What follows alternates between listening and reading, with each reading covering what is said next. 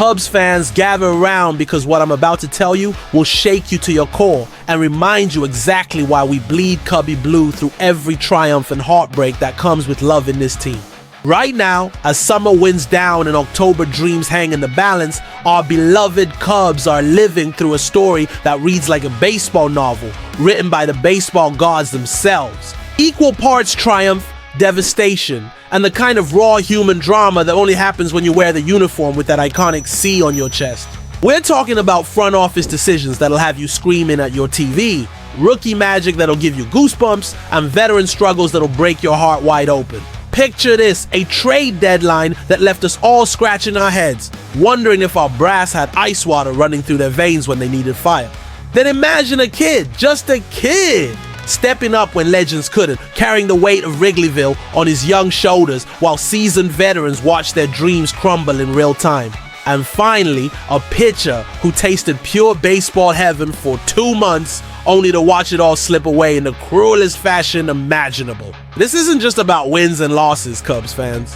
This is about the soul of our franchise, the heartbeat of every single person who's ever sat in those bleachers and believed in something bigger than themselves. This is about decisions that could define our October fate, about young arms throwing with the confidence of Fergie Jenkins, and about the brutal reality that in baseball, just like in life, sometimes the mountain gets too steep to climb. If you're reading this and your heart isn't already pounding, then you're not a real Cubs fan. Because what happened over these past few weeks will either fuel our playoff run or haunt us through another long Chicago winter. And trust me, after you hear what really went down, you'll understand why every Cubs fan needs to rally around this team right now more than ever. Hit that like button if you're ready for the truth. Drop a comment if you think you can handle what's coming. And subscribe because Cubs fans deserve to know the whole story, not just the sanitized version they feed you on the evening news. But before we dive into the deep end, let me ask you this.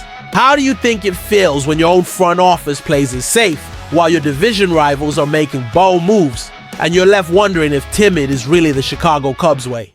The answer to that question starts with one word that's been haunting every Cubs fan since August began.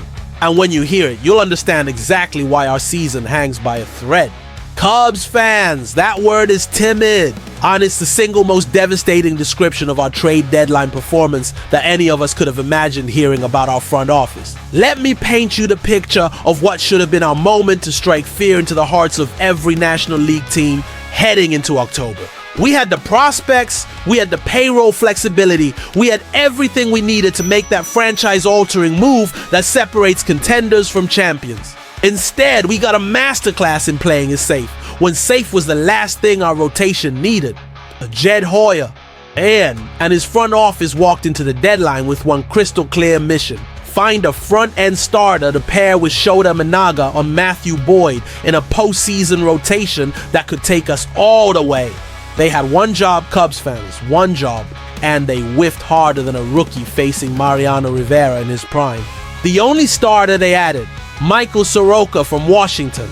And before any of you start defending that move, let me hit you with the cold, hard reality that'll make your stomach drop. Soroka didn't even make it through one start before getting injured again. One start? We traded for damaged goods and called it a deadline strategy. Here's what really stings, Cubs fans. We needed to replace Justin Steele, who's done for the year, but Soroka isn't even a Steele replacement. He's a Jamison Tylon replacement, and Tylon's expected back soon anyway. So we essentially traded for depth when we needed a difference maker, for a band-aid when we needed surgery. Now listen to this and tell me it doesn't make your blood boil. Just a few weeks ago, we held a 6.5 game lead in the NL Central. As of August 5th, we're trailing Milwaukee by 3 games. 3! We went from division leaders to chasing the Brewers because we were too scared to part with prospects when championship windows don't stay open forever. Sure, we added some nice pieces. Willie Castro gives us versatility, Andrew Kittredge and Taylor Rogers strengthen the bullpen.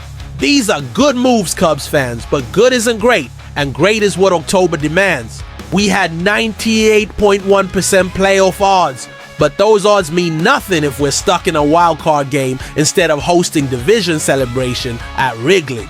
The most frustrating part? We had the ammunition to land that ace, that game-changing starter who could have made opposing lineups lose sleep. But our front office chose caution over courage, prospects over championships, tomorrow over right now. And you know what that leaves us with? The incredible pressure falling on the shoulders of a rookie who shouldn't have to carry this burden alone. Cubs fans, that rookie is Cade Horton. And what he's doing right now is nothing short of miraculous. The kind of performance that reminds us why we fell in love with this game in the first place. While our front office played it safe and our veteran acquisitions hit the injured list, this kid stepped onto the mound at Wrigley Field and delivered the kind of dominant performance that makes grown Cubs fans weep with joy. We're talking about a young man who just threw 5-2-3 innings of pure artistry against Cincinnati, shutting down their offense so completely it looked like batting practice in reverse. But here's the number that'll give you chills, Cubs fans. Horton is now sitting on a 24-throughout 23-1-3 inning scoreless streak. 23 and a third innings. That's not rookie luck. That's the kind of sustained excellence that turns September call-ups into October legends. Picture the scene. Wrigley Field buzzing with that electric energy only Cubs fans can create. The Reds coming off 2 tough wins and thinking they had us right where they wanted us. Their starter, Andrew Abbott, who had dominated us twice earlier this season, holding us to just 1 earned run over 12-2-3 innings and back-to-back May starts. The odds were stacked against us, the pressure was mounting, and that's exactly when Cade Horton decided to announce himself to the baseball world. While Abbott struggled with his command from the very first batter, walking Nico Horner on 5 pitches, giving up hard contact to Seiya Suzuki, our rookie was painting corners like Picasso with a paintbrush. 2 hits allowed, complete command of the strike zone. The kind of poise that usually takes years to develop, displayed by a kid who should probably still be figuring out how to handle big league breaking balls. This is the beauty and the heartbreak of our situation, Cubs fans. We have a genuine ace in the making taking the ball every 5th day, throwing with the confidence of Greg Maddux and the fearlessness of Kerry Wood. But he shouldn't have to be our savior at this stage of his career. The front office's timid deadline approach means Horton isn't just contributing to our playoff push, he's carrying it on his young shoulders. And the cruel irony? While Horton was shutting down Cincinnati, Michael Soroka was sitting in the trainer's room, injured after 1 start. While our rookie was extending his scoreless streak, we were watching other teams acquire the proven veterans we refused to pursue. But here's what gives me hope, Cubs fans. If Cade Horton can perform like this under October pressure as a rookie, imagine what he'll do when he's surrounded by the veteran leadership we should have added. Imagine what this rotation could have looked like with a deadline ace alongside Horton's emerging brilliance.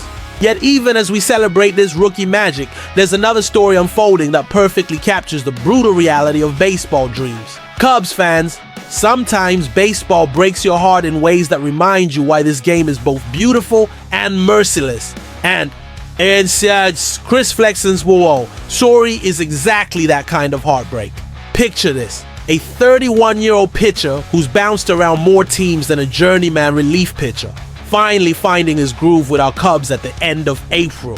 For 28 incredible innings, Flexen looked like he discovered the fountain of youth, posting a 0.65 ERA that had Cubs fans dreaming about rotation depth and October magic. A 0.65 ERA, Cubs fans. That's not just good, that's historically dominant. The kind of performance that makes you believe in second chances and redemption stories. For 2 months, Chris Flexen pitched like he belonged in a Cy Young conversation, like he'd finally figured out the puzzle that had eluded him throughout his career. But then July arrived like a wrecking ball to those dreams. In just 15.2 innings during July, Flexen allowed 15 runs. 15 runs! 6 home runs surrendered. The same arm that had been painting corners suddenly couldn't locate the strike zone. The same pitcher who'd given us hope suddenly became a liability we couldn't afford to keep trotting out there every 5th day. By the time the dust settled, Flexen finished with a 3.09 ERA. Respectable by most standards, but that number tells the story of a season split directly down the middle between brilliance and collapse. And when the Cubs tried to send him to AAA Iowa, Flexen made the decision that every veteran faces when pride meets reality. He chose his release over the minor leagues. This is the human side of baseball that fans don't always see, Cubs fans. A man who tasted greatness for 2 months, who probably allowed himself to believe he'd finally cracked the code after bouncing from the Mets to Korea to Seattle to Colorado to the White Sox and finally to us. A pitcher who went from untouchable to unrosterable in the span of a single month. And here's what makes it even more poignant. While Chris Flexen was cleaning out his locker, our rookie Cade Horton was building that 23-1-3 inning scoreless streak. While a veteran's dream was ending, a young man's journey was just beginning. That's baseball, Cubs fans. Cruel and beautiful in the same breath. Flexen's story is a microcosm of our entire season. Moments of pure magic, followed by crushing reality, hope and heartbreak intertwined like ivy on Wrigley's walls.